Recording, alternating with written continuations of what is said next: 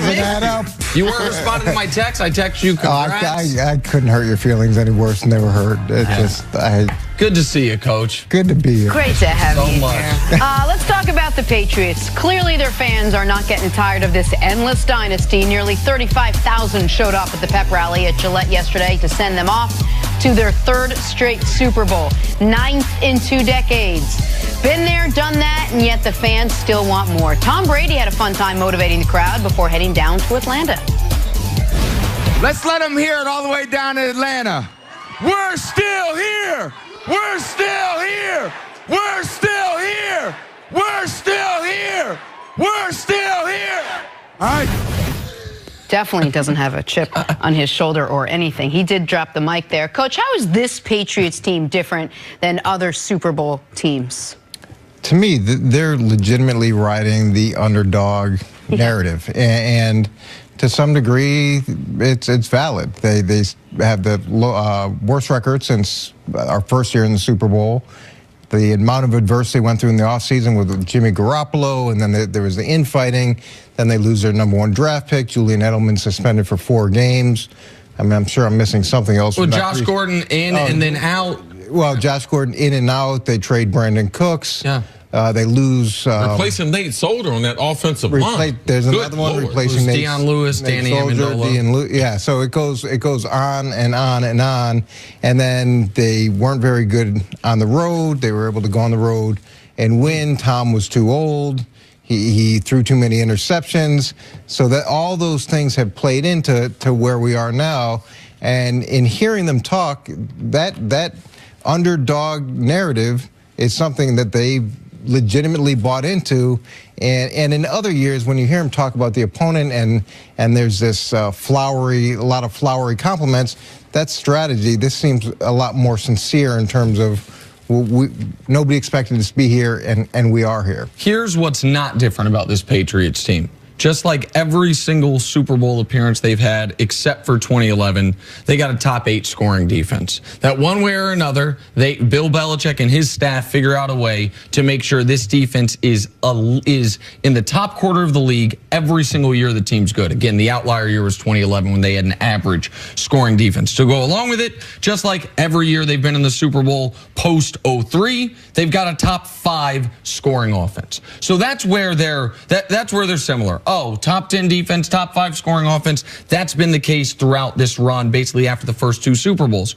To Coach's point, what is different is there was legitimate reason for skepticism. It's why I don't feel badly about the idea that you picked them to lose to the Chargers. Well, they had a worse record than the Chargers. Picked them to lose Kansas City. Well, they've been terrible on the road all year long. Like you started to see some cracks in the armor, and I think one of the reasons Patriot fans are adopting this mantra as well is it's a little projection.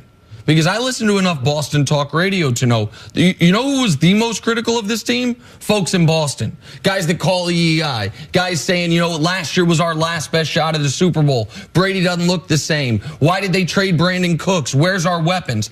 And now they're right back where they seem to be every single year. So that's the difference is it wasn't just trying to find a reason to pick on the Patriots. There was reason to be skeptical. And then they played in my eyes, their best 2 games of the year in the last 2 weeks. Yeah, I think this team is totally different than the team we've seen the last couple of years. Major difference is the offensive line, their ability to protect Tom Brady. Since week number 12, he's been sacked 5 times and 295 dropbacks. And they're not a throwing team. They are a dominant run team. So their ability to protect Tom Brady and their ability to dominate with the running game with Sony Michel. So this team is totally different.